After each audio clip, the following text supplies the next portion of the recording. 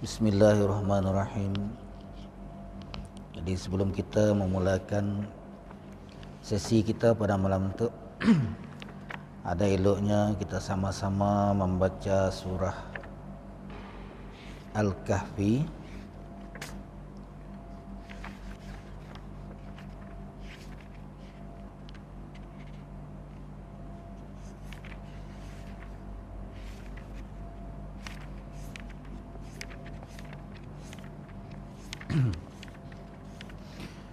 أعوذ بالله من الشيطان الرجيم بسم الله الرحمن الرحيم الحمد لله الذي أنزل على عبده الكتاب ولم يجعل له عوجا قيما لينذر بأسا شديدا من لدنه ويبشر المؤمنين الذين يعملون الصالحات أن لهم أجرا حسنا ماكثين فيه أبدا وينذر الذين قالوا اتخذ الله ولدا ما لهم به من علم ولا لآبائهم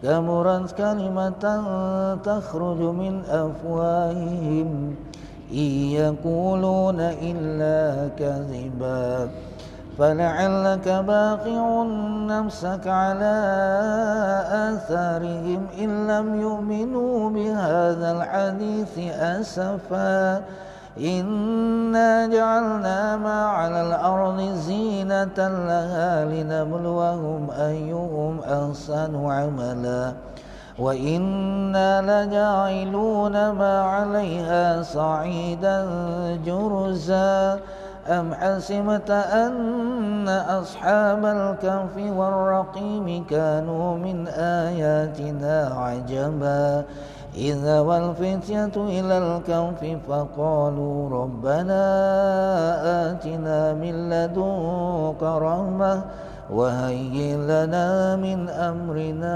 رشدا صدق الله العظيم.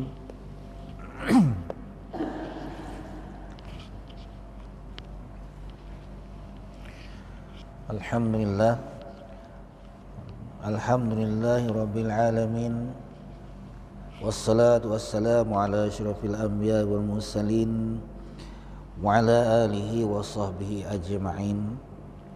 Asyhadu an la ilaha illallah wa asyhadu anna Muhammadan abduhu wa rasuluh. Allahumma shalli ala Muhammad wa ala ali Muhammad. Rabbi shrah li sadri wa yassir li amri wa hlul 'uqdatam min lisani yafqahu qawli. Subhanaka la ilma lana illa ma 'allamtana innaka antal alimul hakim. Allahumma yassir wa la tu'assir wa tammim bil khair, amma ba'd. Terima kasih sahabat saya, ayahanda Tuan Imam 1, Tuan Imam 2, Tuan Bilal, ahli-ahli jawatan kuasa pengurusan masjid, tuan-tuan dan puan-puan dan rahmatullah sekalian. Assalamualaikum warahmatullahi wabarakatuh. Alhamdulillah, pertama-tama kali kita mengucap syukur kepada Allah Subhanahu wa taala kerana dengan izinnya juga maka kita pada malam tu dapat sekali lagi bertemu, yang berapa lama kita tidak dapat mengadakan majlis disebabkan oleh wabak Covid. Yang kita faham bahawa mana-mana masjid ataupun mana-mana tempat mesti boleh mengadakan perkumpulan berami gitu. Tapi alhamdulillah pada hari itu tadi kita menerima satu surat daripada Majlis Islam mengatakan bahawa kita sudah boleh mengadakan ceramah di dalam masjid, tapi dengan kapasiti jumlahnya boleh lebih daripada 200 orang. Jadi alhamdulillah kita malam tu cun-cun 200. Alhamdulillah. Lebih kita cun-cun 200 kita malam tu insya-Allah. Jadi sebelum kita meneruskan juga, kita jangan lupa lah dengan sahabat kita, saudara-saudara kita yang berjuang bersama-sama untuk berjuang melawan COVID-19 tu. Jadi dan tidak lupa juga kita harus berdoa dan bersimpati kepada mangsa-mangsa yang terkena dengan COVID tu. Itu merupakan penyakit yang kita sih tahu macam ni datang. Menyerupa macam mana tangga kita nak naik ke rumah agak kita senang temburu. Tapi penyakit tu kita sih tahu, entah siapa yang ngembak kita sih tahu. Dari sini datang kita pun sih tahu. Jadi sama-sama kita berdoa. Amin amin ya rabbal alamin. Bismillahirrahmanirrahim. Allahumma dafa'anna al-wala wal bala wal waba wal fahsya wal munkar wasuyufal mukhtalifata wal mihan ma zahara minha wa ma batan min baladina hadza khassah wa min buldanil muslimin 'ammah innaka ala kulli syai'in qadir wa sallallahu ala Muhammadin wa ala alihi wa sahbihi wa sallam walhamdulillahi rabbil alamin. Amin ya rabbal alamin.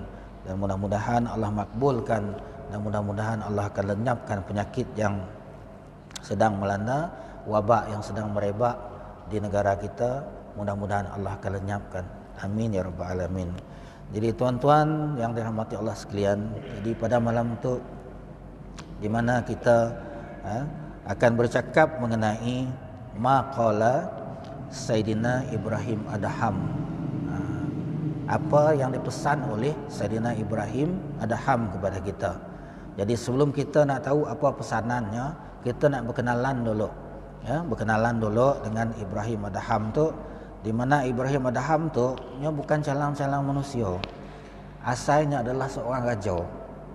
Ibrahim Adham tu asalnya seorang raja, akhirnya nya menjadi seorang yang miskin, nya menjadi orang yang terlalu sederhana di dalam kehidupannya, kemudian nya menjadi seorang ahli sufi, seorang yang sangat tawaduk, seorang yang sangat khusyuk ibadahnya kepada Allah Subhanahu wa taala. Adapun Ibrahim Adham tu adalah seorang raja yang sangat kaya, yang mempunyai istana yang sangat besar. Diceritakan di dalam hikayat mengatakan bahawa Ibrahim Adham tu adalah seorang raja yang apabilanya keluar daripada rumahnya, nya akan ngembak 40 bilah pedang. Pedang ya adalah diperbuat daripada emas. Semua dipolah daripada emas. Nak lapit kuda, nak pakai duduk tempat belakang kudanya ya. Biasa kita nanggap dalam cerita cowboy nya pakai leather. Pakai leather ataupun pakai kain. Tapi nak Ibrahim Adham tu nya kain yang bersalut dengan emas. Pakai lapit kuda.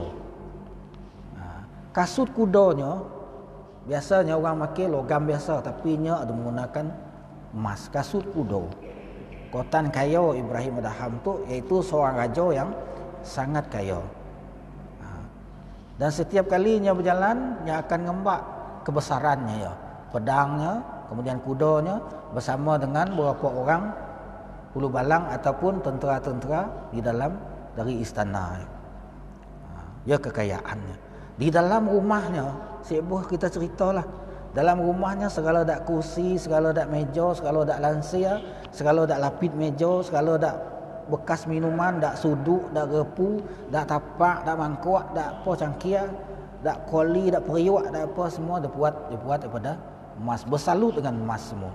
Sampai ke tempat tidurnya pun bersalut dengan emas juga.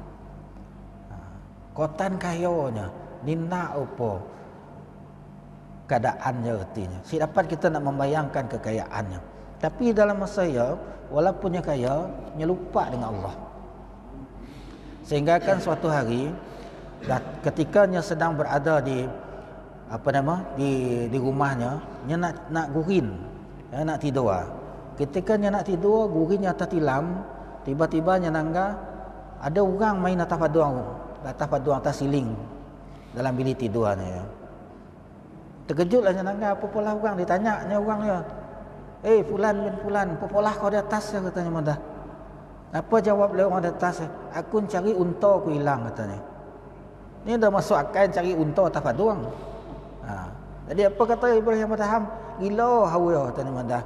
Ni ada orang cari unta hilang atas paduang. Biasanya orang cari unta, mun unta hilang tu mungkin ya tapuak belakang naik pokok kerma kah, ataupun mungkinnya bertapuak dalam parit, atau bertapuak di belakang gunung, belakang bukit.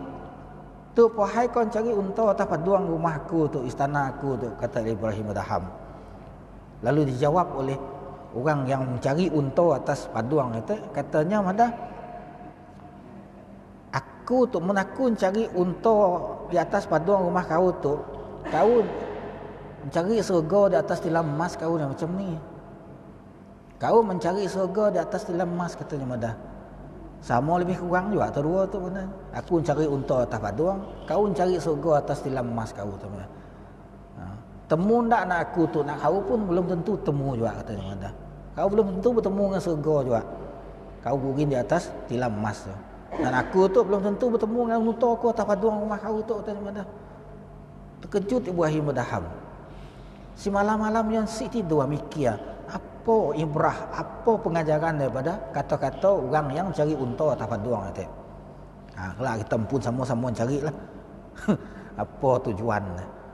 Pagi ya, malamnya si malam-malamnya si tidur memikirkan keadaannya, kemudian pagi esoknya dia pergi berjumpa dengan menteri-menterinya di dalam istana. Ketika dia sedang duduk nak pergi keluar ke tempatnya duduk ya, tempat singgasananya. Nya biasa mendengar dak menteri tu berkelakar, capuh berkelakar tiap-tiap hari. Bisin berkelakar. Tapi pagi ya, nyo yang si dapat berkelakar, bengong ngenang cerita malam tadi. Ketika berada di singgasana di ruang istana ya, tiba-tiba datang seorang lelaki. Datang seorang lelaki yang bukan pakai pakaian macam orang kaya. Bukan macam pakaian orang yang ternama lah, artinya orang biasa-biasa aja. Seorang pun siap bani neguanya. Lalu datang terus ngagak Ibrahim Adham tu, Sultan Ibrahim Adham tu, Raja Ibrahim Adham tu. Apa kerja kau situ? Kata oleh Sultan Ibrahim nanya dengannya. Raja tu nanya. Aku datang situ nak minta tempat berteduh, katanya pada. Aku tu musafir. Saya tahu sini nak penuju. Jadi aku ngagak situ lah minta perlindungan, kalau ada dapat beri makan ke apa, beri air ke seteguk dua. Lalu Ibrahim Adham dah, si ibu akan masuk tu istana tu, bukan rumah kebajikan tu, kata Ibrahim Adham. Bukan tempat nak minta dekah tu istana, kata Madah. Tapi orang yang nisik lagi juga tak ditanyanya. Sebelum kau siapa pun istana tu? Bapak aku, kata oleh Ibrahim Adham. Sebelum bapak kau siapa? Datuk aku. Sebelum datuk kau siapa? Datuk-datuk aku. Sebelum datuk-datuk kau siapa? Datuk-datuk aku. Ni 7 sudah ya. Dah habis mati semua, aku yang tinggal. Kau sedar kasih, kata Leo, orang ya tak musafir ya tak. Sedar kasih kau. Suatu hari kelak kau pun akan macam bapak kau, macam datuk kau, macam datuk kau juga. Istana tu kelak akan orang lain yang mempunyai, bukan kau lagi. Kata Leo musafir ya tak. Terkejut Ibrahim Adham. Benar juga nak dipadahnya. Suatu hari kelak Ibrahim Adham akan mati. Tentu istana yang akan ditinggal dan akan dimiliki oleh orang lain. Ya, kisah yang kedua. Kemudian dalam keadaannya bingung-bingung macamnya, memikirkan orang cari unta atas paduang, seorang musafir yang datang tempat minta berteduh, tak nisik disuruhnya berambih di situ. Kemudian satu lagi cerita, pernah seorang amah lah kata kita, dayang istana, nya nak mengemas bilik tidur Ibrahim Adham tu. Nya mengemas bilik tidur. Ketika nya masuk ke dalam bilik, ialah nya terpesona nangga dalam bilik dia, segala macam keindahan semua ada. Dak kainnya, kain sutera, kain emas, sampai ke cadar tilam pun, cadar tilam yang bersalut dengan emas. Ketikanya sedang mengemaskan tempat tidur ya tak, entah macam ni tiba-tiba ngantuk ya siapa dikira-kira. Dayang ya tak terus merebahkan pala, geram bila dan ceri aso, ni aso rebah atas tilam emas tu. Bila nya rebah atas tilam emas ya tak, ngengkah palanya lalu tertidurnya atas katia yang bercadar emas ya tak. Tiba-tiba Sultan Ibrahim pun datang. Nangga dayang tidur di tempat katiannya. Minta marah.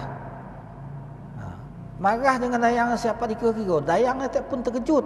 Angkat lalu minta ampun, minta maaf dengan raja. Aku si sengaja tadi kotan ngantuk aku, mata aku si dapat dikira-kira. Aku merebahkan pala aku sekejap lalu aku tidur. Di atas kata tu, minta maaf tuanku, kata oleh dayang. Tetapi Ibrahim Adham si peduli. Dia ambilnya rotan lalu dipaluknya dayang.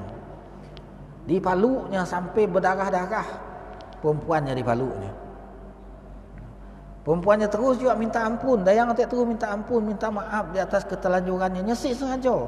Tapi Sultan Ibrahim Adham tu tak terus juga maluknya. Maluknya sampai berdarah-darah. Dan akhirnya dalam keadaan berdarah-darah ya, kemudian Sultan Ibrahim terus maluk juga. Si dayang tak terus minta ampun. Akhirnya sampai satu tahap perempuannya lalu tetap lagi, senyum lagi. Makin deras dipaluk, makin deras letaknya. Makin deras dipaluk, makin deras juga letaknya. Jadi Sultan Ibrahim pun heran. Apa kena kau tetak tadi kau nangis dipaluk aku.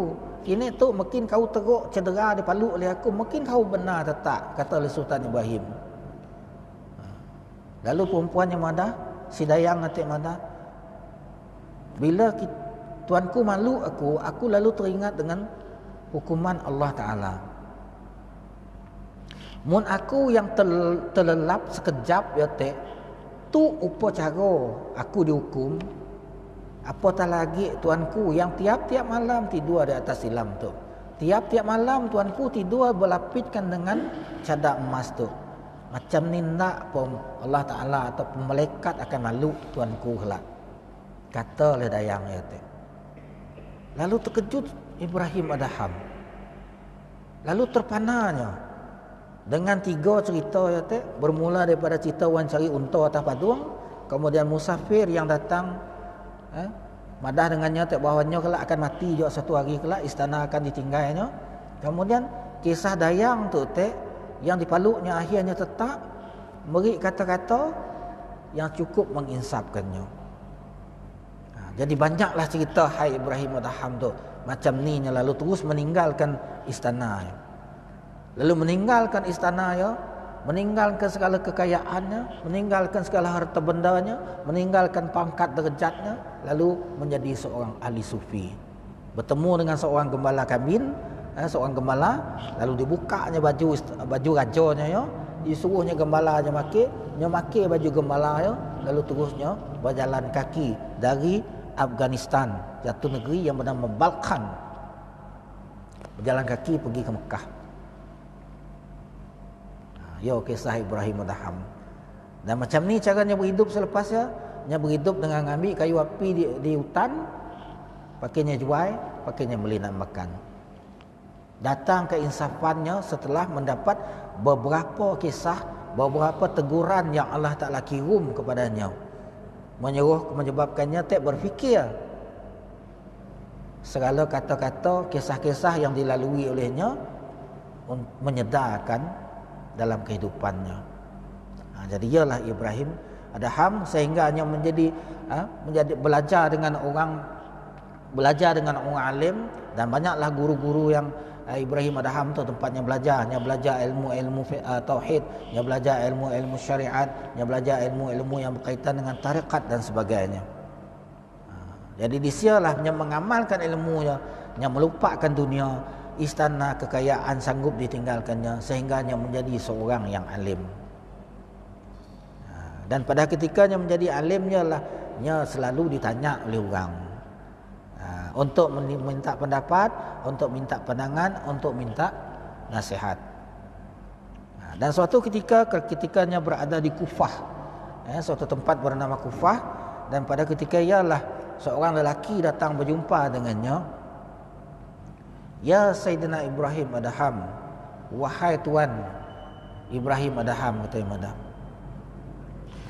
aku tu puas dah berdoa, minta macam-macam dipinta aku, dan penduduk-penduduk di kampung tu macam-macam juga dah berdoa, baiknya berdoa seorang ataupun berdoa secara beramai-ramai, tapi ni si dimakbulkan oleh Allah Ta'ala. Jadi macam ni Tuan, kata oleh orang yang nanya kepada Ibrahim Adham.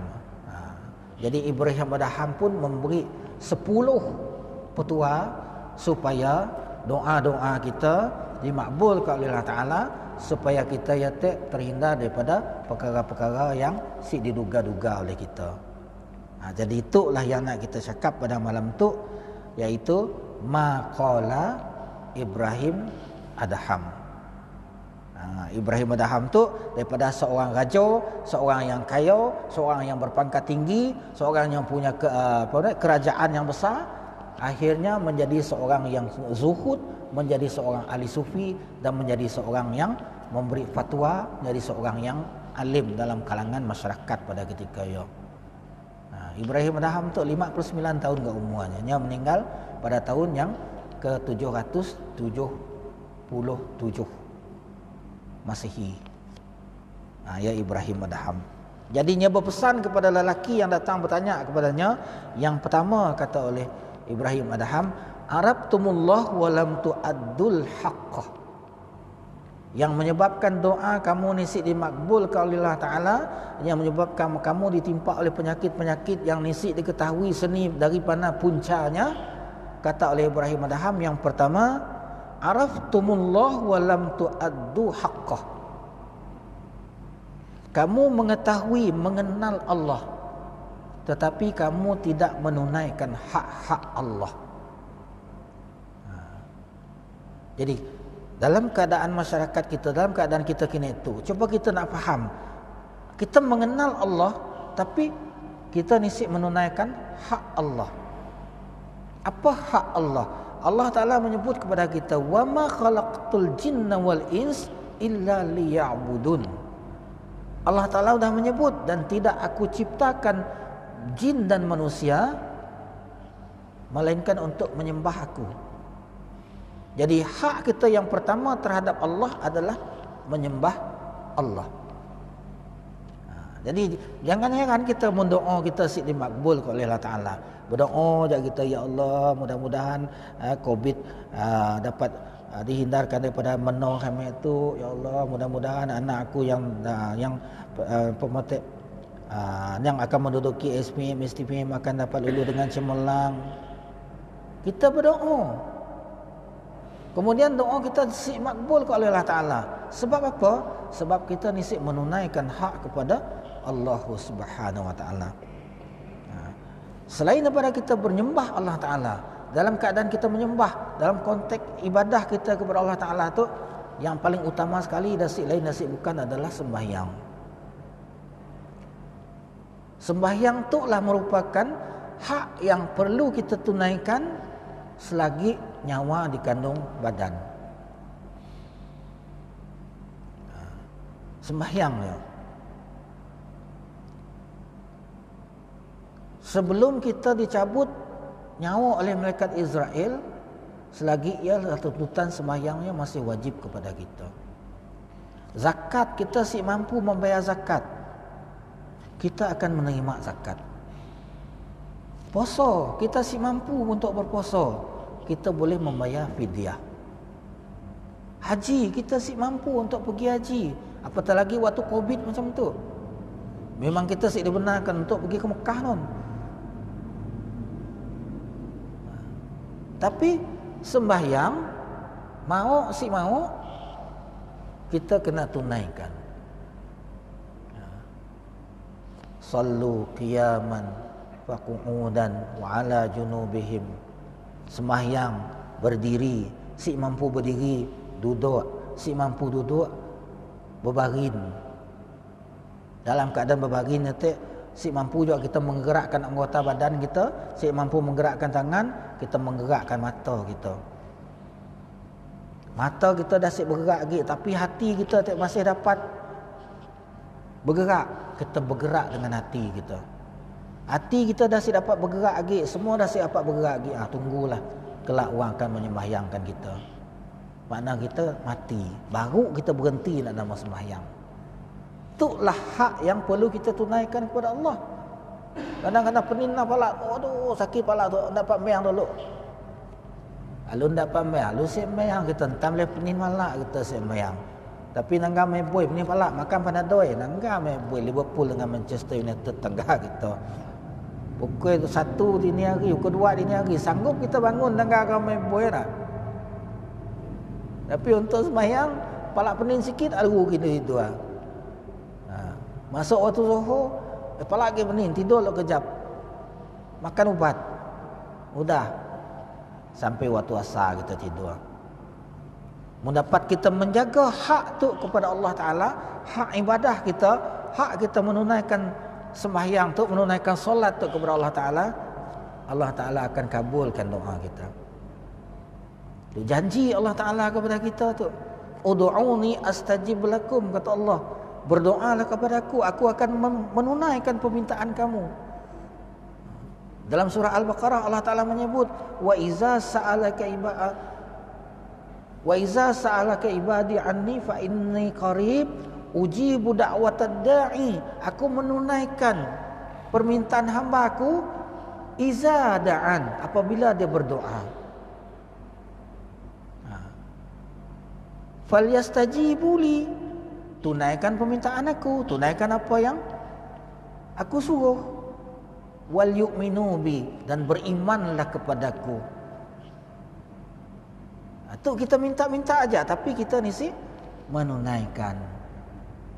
Macam kita dengan bini kita, nak minta aja. Tapi kita ni sih mengembirakan hatinya, macam ni lah. Ataupun kita dengan siapa-siapa aja lah. Jadi kita tunaikan dulu apa yang diberi, apa yang diperintahkan oleh Allah Ta'ala. Kemudian kita bermohon dengan Allah Ta'ala. Ud'uni astajib lakum, kata Allah. Ya, hak yang pertama, iaitu hak kita beribadah, terutama sekali sembahyang. Kemudian hak yang kedua yang perlu kita tunaikan, kata oleh Ibrahim Adham di dalam huraiannya, kita hendaklah mengamalkan dakwah dalam kehidupan kita, mengajak orang kepada perkara-perkara yang baik, mengajak orang kepada perkara-perkara yang bagus. Ya, hak kita, ya, hak kita sebagai orang Islam. Ngajak orang pergi ke masjid. Ni apa pergi masjid lo Covid. Covid nak. Semua orang beralasan macam ni.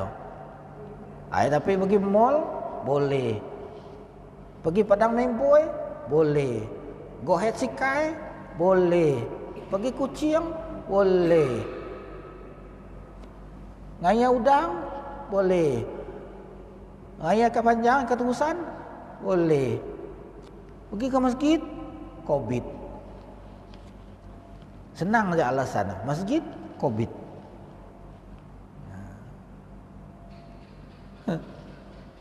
Jujur marah kau je lah juga Covid tu makin marah dengan kita. Aku tu pakai alasan. Marah Covid dengan kita lah. Aku tu manusia tu pandai nak aku tu aja pakai alasan. Tegainya malah bayang Covid, tegai Covid. Malas pergi ke masjid Covid. Siapa bayang jemaat Covid. Siapa makan, saya dah jangan nak Covid. Jadi kita mengajak manusia kepada perkara-perkara yang baik. Lalu apa kata Allah? Kuntum khaira ummatun ukhrijat linnas ta'muruna bil ma'ruf wa yanhauna 'anil munkar. Kamu adalah sebaik-baik manusia yang dipilih, sebaik-baik umat yang dipilih daripada manusia. Sebab apa? Ta'muruna bil ma'ruf, kamu mengajak kepada perkara yang baik. Wa tanhauna 'anil munkar, dan mencegah daripada perkara-perkara yang munkar. Itu tugas kita sebagai umat Islam. Selain daripada kita mengerjakan hak ibadah kita kepada Allah Ta'ala, iaitu sembahyangnya tadi, yang keduanya kita mengajak orang sembahyang, kita ngajak orang kepada kebaikan. Kita siap Arab dengan Bilal aja. Bilal 5 waktu. Memang ada setiap kalinya menyeru kita, ngajak kita pergi sembahyang. Hayyalas salat, marilah sembahyang. hayya 'alas shalah, marilah sembahyang. Hayya 'alal falah, mari menuju kejayaan. Hayya 'alal falah, mari menuju kejayaan. Sekurang-kurangnya 5 kali kita diseru oleh belai. Kadang-kadang sampai terit urat rekuang belai nonggah hendak juga kita datang ke masjid. Sebab Covid. 200 orang lah. Alhamdulillah kita malam tu 200 orang dibenarkan pergi ke masjid. Belai dah ada tugasnya pun unggah dengan cara macam yo. Kita yang bukan belai tu, kita duduk dengan kawan kita sambil-sambil kita duduk minum teh apa enak. Apa? Ni adalah hidup kita tu pala ajak nanjak ayah ajak hidup kita. Apa salah sekali-sekala kita ngili ayah. Kita kelakar dengan kawan kita. Jangan kita turun mandah pun. Au tu tahna dah kau sedang bayang pun. Kau mati masuk neraka lagi pun. Au tu. Silap-silap cangkia yang betul pala kita entam. Tu tugas tu yang jarang kita pola. Jarang kita nak mengerjakannya. Kita lu dah bila bertemu dengan kawan-kawan kita, berkelakar dengan adik kakak kita, sahabat handai kita sudah lekik-lekik tetap macam mana aja. Jarang kita nak menyampaikan perkara-perkara yang membawa kepada kebaikan. Selalunya kita cerita hal lucu-lucu aja, kemudian tetak-tetak aja gitu. Apa salah dalam lucu-lucu, dalam tetak-tetak ya? Kita sentuh sedikit dalam bab ibadah kita, dalam bab bahawa suatu hari kelak kita akan bertemu dengan Allah Ta'ala. Nak pun nak dimbak kita apabila kita berjumpa dengan Allah Ta'ala. Jadi itu adalah yang dipesan, yang pertama dipesan oleh Ibrahim Adham. Araftumullah walam tu'addu haqqah. Kamu mengenal Allah tapi kamu tidak menunaikan haknya. Jadi kita kena tunaikan haknya. Kemudian yang kedua kata oleh Ibrahim Adham, perkara yang kedua, apa kata Ibrahim Adham? Qara'tum kitaballah walam ta'malu bih. Kamu membaca kitab Allah, iaitu kamu membaca Al-Quran, dibaca, tapi kamu tidak beramal dengan apa yang ada dalam Qurannya. Kata oleh Ibrahim Adham. Nah, ialah yang menyebabkan doa kita nisik dimakbul oleh Allah Ta'ala, dan kita akan diagak oleh penyakit-penyakit yang nisik diketahui kita dari seni puncanya. Penyakit-penyakit ganjil. Kita membaca Al-Quran tapi kita beramal dengan apa yang ada di dalam Al-Qurannya. Zalikal kitabu la raiba fihi hudal lil muttaqin. Bukan main kita berlagu. Lagu Soba, lagu Hijaz, lagu Jiharkah, lagu Ras, lagu Nahawan, semua dibantai kita, semua kita faham, semua kita tahu. Tapi pernah kasih kita beramal dengan apa yang ada diperintah dalam Quran? Kata oleh Ibrahim Adham. Jangan kita nak beramal, kita nak baca pun kadang-kadang kita malas nak baca. Selalu lagi kita baca telefon, baca WhatsApp, selalu lagi kita. Kita tanya dalam diri kita pun lah, dalam sehari semalam 24 jam, berapa minit kita buka Quran dan berapa minit, berapa jam kita buka telefon. Lama lagi kita buka telefon daripada kita membuka Al-Quran. Itulah yang dikatakan oleh Ibrahim Adham, qara'tum kitaballah walam ta'malu bih. Kamu membaca kitab Allah, kamu membaca Al-Quran, walam ta'malu nabi. Tapi kamu belum beramal dengan apa yang diperintah oleh yang terdapat di dalam Al-Quran. Jadi benda macam tu lah perlu kita ambil perhatian, terutama sekali kepada anak-anak kita. Anak-anak kita kena kita tanam dengan semangat ataupun tabiat membaca Al-Quran tu. Sebab ialah kita setelah lahir anak kita diazankan kita ataupun diiqamahkan kita, supaya kalimah-kalimah yang suci, kalimah-kalimah yang bagus dapat masuk ke dalam telinga anak-anak kita, mudah-mudahan dapat menyerap ke dalam jiwa. Kemudian apabila anak kita dah berumur sedikit, kita hantarnya ke kelas-kelas mengaji. Kini itu di sekolah ada fardu'ain, ada kafa. Tapi entah bila Covid, kafa pun si dapat, kita pun terpaksa main peranan. Kita sebagai bapa, kita mesti main peranan untuk mengajar Al-Quran kepada anak-anak kita. Pesanan daripada orang alim, apa kata orang alim? Addibu auladakum bisalasin. Adabkan, ajarkan kepada anak kamu 3 perkara. Yang pertama, hubbullah. Yang kedua, hubbu Rasulillah. Dan yang ketiganya, hubbu tilawatil Quran. Diajarkan 3 perkara ya. Yang pertama, mencintai Allah, biar anak kita mengenal Allah. Kemudian yang keduanya, hubbu Rasulillah, mengenal ataupun mencintai Rasulullah. Tahu siapa Nabi kita, Nabi Muhammad. Tahu siapa nama maknya, tahu siapa nama bapaknya. Kemudian yang ketiganya, hubbu tilawatil Quran, mencintai membaca Al-Quran. Macam ni kita nak nyuruh anak kita membaca Al-Quran, sik lain dan sik bukan, kita pun yang dolok mulu. Kita pun dolok mulu. Sebab tu sangat penting. Syaitan lain akan menjadi bekalan kita di akhirat kelak. Al-Quran yang akan menjadi pembela kita. Ketika kita bersunyi-sunyian berada dalam kubur, ketika orang lain semua dah balik dah, orang dah selesai baca telkin, kemudian balik ke rumah, ketika ialah malaikat Munkar dan Nakir akan datang, ngagak kita dalam kubur tu. Baru nak tanya malaikat Munkar Nakir, ma rabbuka? Al-Quran akan membela kita. Kita dua, mun kita dua ada urusan dengan jenazah tu, kita dua berurusan dengan aku, kata oleh Al-Quran. Nak pun nak ditanya kita dengan tak dua dengan jenazah tu, kita dua tanya dengan aku, kata oleh Al-Quran.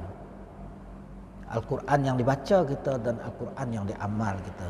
Sebab ialah pentingnya untuk kita beramal dengan Al-Quran tu, sekurang-kurangnya kita membaca Al-Quran tu tiap-tiap hari, sibuk banyak, baca sedikit-sedikit kita membaca Al-Quran. Mungkin kita dapat menanggar telefon untuk berjam-jam, sikkan kita dapat baca Al-Quran 4 minit, 5 minit. Baca sebaris 2 baris, jadilah. Mudah-mudahan nak sebaris 2 baris ya, yang kita baca ya, akan menjadi pembela kita ketika kita berada di akhirat. Kita sih tahu. Jangan kita remehkan amalan kita walaupun sedikit. Ya, bisik dah banyak membaca Quran, dikit dengan baca Quran nanti selempian kat bacanya. Ni pun nak menjadi pembela ni ya. Jangan kita kata macam ya. Walaupunnya sedikit, tapi niat kita ikhlas membaca lillahi ta'ala, insya-Allah amalan bacaan yang sedikit ialah yang akan menjadi pembela kita esok di alam kubur, insya-Allah. Jadi mudah-mudahan kita sama-sama dapat beramal dengan apa yang telah diberi contoh oleh Ibrahim Adham untuk membuat kita dikit demi sedikit. Jangan dulan suang isi. Ya, yang keduanya, yang keduanya yang dipesan oleh Ibrahim Adham, qara'tum kitab Allah walam ta'malu bih. Kamu membaca Al-Quran, membaca kitab Allah, tapi kamu belum beramal dengan perintahnya. Jadi kita kena beramal dengan perintahnya. Yang kedua. Kemudian pesanan yang ketiganya, apa kata oleh Ibrahim Adham? Idda'aitum hubbu Rasulillah wa taraktum atharuhu wa sunnatahu. Kamu mengatakan kamu sayang dengan Rasulullah, sayang dengan Nabi sallallahu alaihi wasallam, tapi kamu meninggalkan perbuatan-perbuatannya dan meninggalkan sunnah-sunnahnya. Jadi kita mana kita sayang dengan Rasulullah, kita sayang dengan Nabi. Tiap-tiap tahun kita menyambut Maulidur Rasul kerana sayang kita dengan Nabi. sallallahu ala Muhammad, sallallahu alaihi wasallam, sallallahu ala Muhammad, sallallahu alaihi wasallam. Tiap-tiap tahun kita menyambut Maulidur Rasul. Kenapa? Karena sayangnya kita dengan Rasul.